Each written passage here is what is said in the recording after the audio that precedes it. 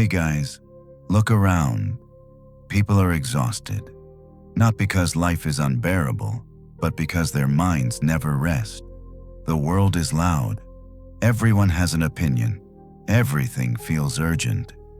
And somehow, you're expected to stay calm inside all of it. Most people fail at this. They scroll to escape. They distract themselves to cope. They wait for life to settle down. It never does. Marcus Aurelius ruled during war, plague, betrayal, and political chaos, and still wrote that peace comes from inside, not from events. Seneca lived surrounded by wealth and power and warned that comfort makes the soul weak. Epictetus owned nothing and taught that freedom belongs only to those who master themselves. None of them waited for calm conditions. They became calm people. That's the difference. Most people try to control the world so they can finally relax. Stoics learned to control themselves, so the world lost its grip. And here is the truth most people don't want to hear. If chaos steals your peace, it's not because chaos is powerful. It's because your inner order is fragile. This video is not about positive thinking. It's not about escaping stress. It's not about pretending everything is fine. It's about building a mind that doesn't collapse under pressure. A mind that can stand in noise without becoming noisy. A mind that can face uncertainty without panic. A mind that remains steady when others spiral. Because life will always test you. There will always be pressure. There will always be loss. There will always be uncertainty. The Stoics didn't ask for less chaos. They trained for it. And once you understand how they lived, how they thought, how they disciplined their minds, you stop asking, "How do I make life easier?" and start asking the only question that matters, "How do I become unshakable?" That is what this video will give you. Not comfort, not escape. Strength. Clarity. Calm. Let's begin. 1. Happiness is not what you think it is.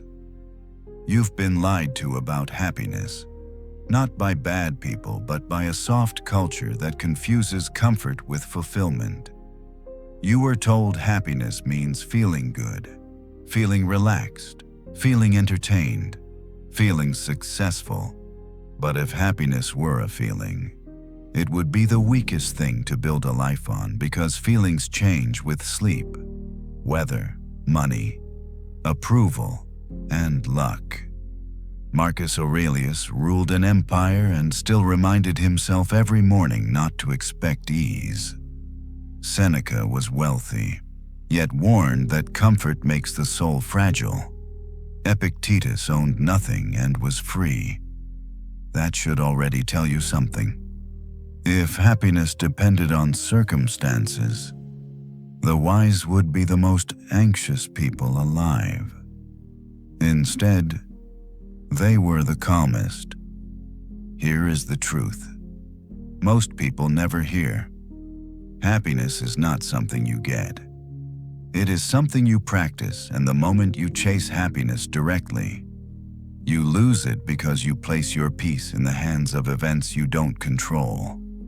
Other people's behavior, outcomes, fortune, time. The Stoics saw this clearly. They didn't ask life to be gentle. They trained themselves to be unbreakable. This part will strip happiness down to its bones, not as a mood, not as pleasure, but as a way of living that cannot be shaken. The Stoics used one word for happiness: eudaimonia. It does not mean joy, it does not mean excitement, it means living well. To live well is to live in agreement with reason and nature, to act with wisdom instead of impulse, with discipline instead of indulgence, with integrity instead of fear. This is why Stoic happiness survives hardship, because it does not depend on what happens, only on how you respond. Most people ask, "How can I be happy?" But the Stoic asks, "How should a human being live?" That difference changes everything. If happiness is pleasure, then pain destroys it. If happiness is comfort, then struggle ruins it. But if happiness is character, then nothing external can touch it. Seneca said a person who depends on fortune will never be free. Epictetus said, if you want peace, remove your demands, not your challenges.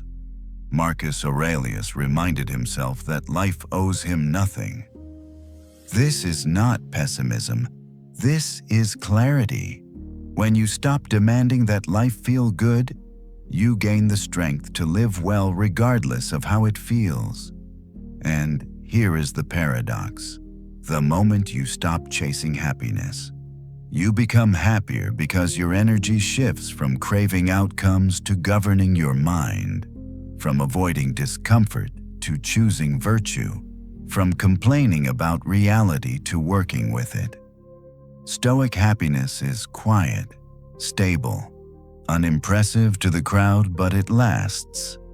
Ask yourself honestly, if comfort were removed from my life, would my way of living still make sense? 2. The only thing you truly control. You are tired for one reason. Not because life is hard, but because you keep fighting battles you were never meant to win. You try to control outcomes, other people's opinions, timing, luck, the past, the future. And every time reality refuses to obey you, you feel frustrated, anxious, or angry. The Stoics saw this clearly. They said most suffering comes from a simple mistake, confusing what is up to you with what is not. Marcus Aurelius ruled armies, cities, and laws, yet reminded himself daily that even an emperor controls very little. Epictetus was born a slave, yet said no one could ever enslave his mind. That contrast matters because power is not about how much you influence. It is about how little can disturb you. The moment you believe you must control life to be okay, you guarantee your own unrest. This part is about the line that divides peace from exhaustion. The sharpest line in Stoic philosophy. Once you see it, you cannot unsee it. And if you respect it, your life becomes lighter immediately. The Stoics drew a hard boundary. On one side, your judgments, your choices, your actions, your values, and on the other, outcomes, other people, events, fortune, time. Epictetus called this the dichotomy of control. Everything that belongs to the first category is yours. Everything else is not. Peace begins the moment you stop arguing with that fact, but most people reverse this order. They neglect their character but obsess over results. They ignore their own discipline but demand the world behave differently, and then they wonder why they feel powerless. Marcus Aurelius wrote that you always have the option to not form an opinion. That alone removes most suffering because events don't hurt you. Your judgment about them does. You cannot control whether you are criticized, but you control whether criticism defines you. You cannot control whether you fail, but you control whether you act honorably. You cannot control how long you live, but you control how well you live. This is not passive thinking, it is precise thinking. The Stoic does not withdraw from effort. He withdraws from illusion. He acts fully, then releases the result. He gives his best without bargaining with fate.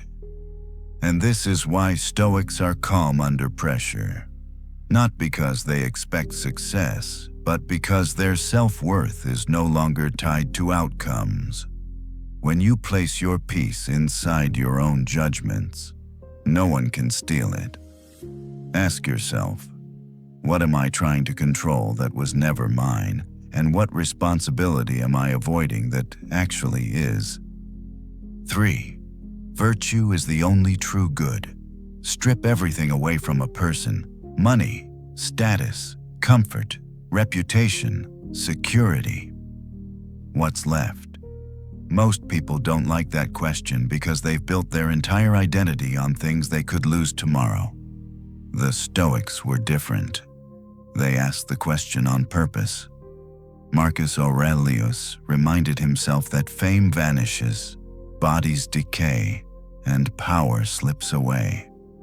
Seneca warned that anything fortune gives can be taken back without notice. Epictetus said if your happiness depends on externals, you are already enslaved. And then they made a radical claim: there is only one true good in life. Character, not success, not pleasure, not approval, virtue. Because virtue is the only thing no one can steal, delay, corrupt, or destroy unless you hand it over yourself. This part is about the foundation of Stoic strength. The reason their peace survived exile, illness, poverty, and death. And it begins with letting go of the lie that more will save you. The Stoics divided everything in life into 2 categories: not good and bad, but good, bad, and indifferent. Good wisdom, justice, courage, self-discipline; bad their opposites. Everything else, money, health, pleasure, status, was labeled indifferent, not useless, not meaningless, but not what makes life good. This is where most people misunderstand Stoicism. Everybody. People think Stoics reject pleasure or success. They don't. They simply refuse to confuse those things with worth, because the moment you call externals good, you become afraid of losing them, and fear makes people dishonest, weak, and reactive. The Stoic chooses virtue because virtue cannot betray him. A disciplined person can be poor and still whole. A just person can be disliked and still at peace. A courageous person can fail and still stand tall. This is not moral posturing. It is practical survival. Seneca wrote that a person who values character over comfort is always rich because nothing essential is missing. And Marcus Aurelius reminded himself that if you do what is right, you already have the reward. Virtue does not guarantee success. It guarantees self-respect. And self-respect is the quiet confidence no circumstance can shake. When you understand this, your priorities change. You stop asking, "What will I get from this?" and start asking, "What kind of person does this make me?" That question alone cuts through confusion like a blade. Ask yourself honestly, if everything external were taken from me, would the way I live still be worth respecting? 4. Why adversity makes the stronger person. Most people ask one question when life becomes difficult: why is this happening to me? The Stoic asks a different question: what is this training me to become? That difference decides everything. Marcus Aurelius did not rule during peace. He ruled during war, plague, betrayal, and exhaustion. And still he wrote, "What stands in the way becomes the way." Seneca warned that a life without difficulty produces a soft soul, untested, unprepared, easily broken. Epictetus said no one grows strong without resistance, just as no athlete grows powerful without weight. And yet today, people treat hardship as injustice, as a mistake, as proof that something has gone wrong. The Stoics saw hardship as evidence that life was working exactly as it should, not to harm you, but to shape you. This part is about correcting one of the most destructive misunderstandings of modern life: the belief that comfort is the goal. It isn't. Strength is. Seneca compared human beings to trees. A tree that grows in calm weather develops shallow roots. It looks strong until the storm comes. A tree that endures wind and strain grows deeper roots. It bends, but it does not break. The Stoics believed people are the same. Adversity is not punishment. It is preparation. Not because pain is good, but because resistance reveals what you are made of. When life removes comfort, you discover discipline. When life removes certainty, you discover courage. When life removes control, you discover wisdom, or you collapse. That choice is always yours. The Stoic does not seek suffering, but he does not flee from it either. He understands that a life protected from difficulty becomes fragile, unable to tolerate stress, disappointment, or uncertainty. Marcus Aurelius reminded himself that the fire burns brighter when fed resistance, not less. This is why Stoics train themselves mentally before hardship arrives. They rehearse loss. They imagine obstacles. They prepare the mind so that nothing feels foreign when it happens. Not to become pessimistic, but to become unshakable. When adversity arrives, the Stoic does not ask for relief first. He asks for clarity. What part of this is up to me? What response honors my character? What lesson is being demanded? Hardship stops feeling personal when you see it as instruction, and the moment you stop seeing yourself as a victim, you regain strength. Ask yourself, what difficulty in my life is demanding strength from me, and how am I responding to that demand? 5. You are not hurt by events, but by your judgments. Something happens, a comment, a delay, a loss, a failure, and instantly, the mind reacts: anger, fear, shame, anxiety. Most people believe those emotions were caused by the event, but the Stoics said that belief is the problem.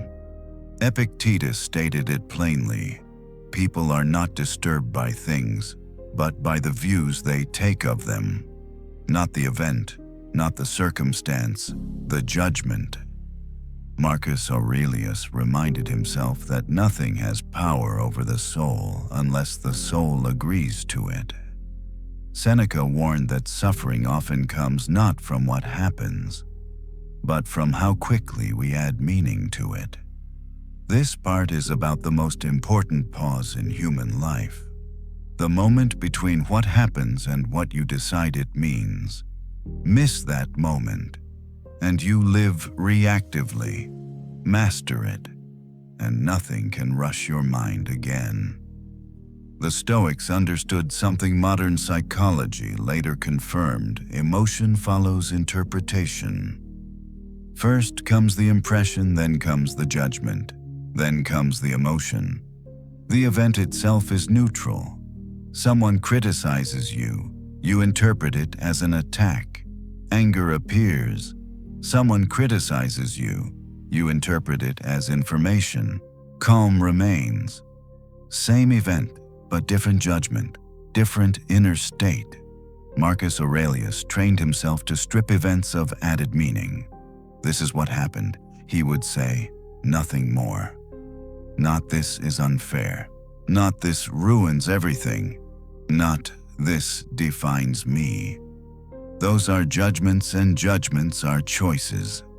Epictetus taught that the mind must be trained to withhold immediate assent. The first emotional reaction is natural. The second is optional. You cannot stop impressions from arriving, but you can stop granting them authority. This is where freedom lives. Most people skip this step. They accept every thought as truth, every feeling as fact, and so they live inside a storm of their own making. The Stoic slows down. He asks, "Is this within my control? Is this judgment necessary? Is this reaction worthy of my character?" When you learn to question your judgments, your emotions lose their tyranny. You don't become cold, you become clear, and clarity creates calm. Ask yourself, what judgment am I making right now that I could choose not to accept? 6. Acceptance is not weakness. Most people hear the word acceptance and think it means giving up, letting life win, lowering standards, becoming passive. The Stoics meant the opposite. Marcus Aurelius accepted reality more fully than most people, and yet he acted relentlessly in service of duty. Seneca accepted uncertainty, yet remained decisive and disciplined. Epictetus accepted his condition as a former slave and became ungovernable. Acceptance to the Stoic was not surrender. It was intelligent alignment, because fighting reality is the fastest way to exhaust the soul. Now is about ending the quiet war most people are fighting, the war against what already is. The Stoics separated acceptance from resignation. Resignation says nothing matters. Acceptance says this is reality. Now I act wisely. Marcus Aurelius wrote that you must welcome whatever happens, not because it is pleasant, but because it is necessary. This does not mean approving of injustice or harm. It means refusing to waste energy denying facts. When you deny reality, you double suffering, once from the event, again from resistance. Acceptance removes the second wound. Epictetus taught that happiness begins when desire is brought into harmony with events, not by shrinking desire, but by directing it properly. You don't desire outcomes, you desire right action. You don't demand ease, you demand excellence. To love your fate, not tolerate it. To see every event as raw material for virtue. Illness becomes training in patience. Loss becomes training in perspective. Failure becomes training in humility and resolve. The Stoic does not ask, "Why me?" He asks, "What now?" Acceptance clears the mind. Action follows. What part of reality am I still arguing with, and what strength is being delayed because of it? 7. Act. Well, let go of results. Most people don't fail because they don't try. They fail because they try with conditions. I'll give my best. If this works, I'll commit. If I'm guaranteed results, I'll act with integrity, as long as it pays off. The Stoics rejected this thinking completely. Marcus Aurelius wrote that you must do what is right without attachment to applause, reward, or outcome. Seneca warned that anxiety is born the moment effort is tied to success. Epictetus was blunt: if you want peace, stop bargaining with fate. This part is about one of the most freeing ideas in Stoicism, the idea that your duty ends with action, not outcome. The moment you understand this, pressure drops, fear loosens its grip, and work becomes clean again. The Stoics practiced what they called the reserve clause. I will act, fate permitting, not as an excuse, as clarity. You give full effort, you act with skill, discipline, and care. Then you release the result because outcomes do not belong to you. They depend on timing, chance, other people, and forces beyond sight. Marcus Aurelius reminded himself that a good person does not ask whether an action will succeed, only whether it is right. This is how the Stoic avoids burnout. He does not carry the weight of the universe on his shoulders. He carries only his responsibility. When you tie your worth to results, you become desperate. You cut corners. You lose patience. You lose peace. When you tie your worth to effort and character, you become steady. Win or lose, you remain intact. This is why Stoics could endure failure without collapse and success without arrogance. They were invested in excellence, not guarantees. The Stoic acts fully, then steps back. Not indifference, mastery. Ask yourself, where am I demanding outcomes instead of committing to right action? 8. You were not born for yourself alone. Modern life trains people to think in one direction only. What do I get? How does this serve me? What's in it for me? The Stoics saw this mindset as a mistake, not morally, but structurally, because a human being is not designed to function alone. Marcus Aurelius reminded himself that he was born for cooperation. Seneca warned that a life lived only for oneself collapses inward. Epictetus taught that you cannot harm the whole without weakening yourself. This next confronts a hard truth most people avoid. Isolation feels like independence until it turns into emptiness. Stoicism was never about retreating from the world. It was about engaging with it without losing yourself, and that begins with remembering what you are part of. The Stoics believe the universe is ordered, connected, and rational. Human beings are not accidents within it. They are participants. To live well is not only to govern your own mind, but to act in harmony with others. Marcus Aurelius wrote that harming another person is a form of self-harm because you are cutting against the structure of nature itself. This is why Stoicism emphasizes justice alongside wisdom, courage, and discipline. Self-mastery without service becomes cold. Strength without contribution becomes arrogance. The Stoic does not withdraw into superiority. He steps forward with responsibility. This does not mean pleasing everyone. It means acting fairly, honestly, and for the common good even when it costs you. Seneca warned that people who live only for themselves shrink. Their world becomes small. Their problems feel enormous. But when you orient your actions toward something larger than ego, your mind stabilizes. Your suffering gains context. Your efforts gain meaning. Service is not self-sacrifice in the Stoic sense. It is alignment. You help others because it is natural for a rational being to do so, and paradoxically, this makes you more resilient, not less, because your identity no longer rests on fragile personal outcomes. Ask yourself, how does the way I live today strengthen or weaken the people around me? 9. The power of the present moment. Most people are never where they are. Their body is here, but their mind is somewhere else. Replaying the past, negotiating with regret, imagining futures that may never arrive. The Stoics saw this as a quiet form of self-destruction. Marcus Aurelius reminded himself that life is only lived now. Seneca warned that we waste most of our existence by postponing it. Epictetus taught that suffering multiplies when the mind abandons the present. Next, we talk about reclaiming the only moment you actually own. Not yesterday, not tomorrow.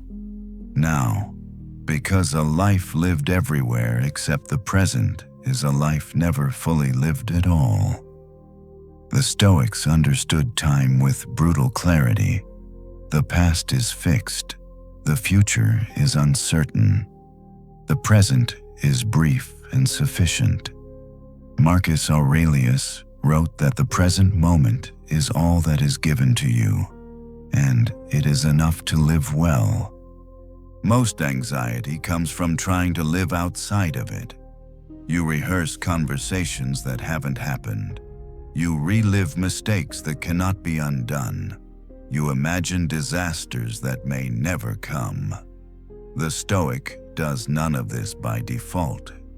Not because he lacks imagination, but because he refuses to waste attention. Attention is life.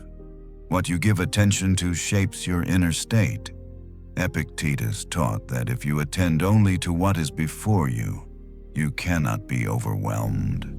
One task, one response, one decision at a time. This is why Stoics appear calm under pressure. They are not carrying 10 moments at once. They deal with what is here and release the rest. The present moment is where virtue lives. You cannot be courageous yesterday. You cannot be disciplined tomorrow. You can only act well now, and when you anchor your mind to this moment, fear loses fuel. Because fear feeds on imagined futures. Regret feeds on remembered pasts. The present feeds on nothing but clarity. Where has my mind been living today, and what has it cost me? 10. A Stoic life. Calm, strong, unshakable.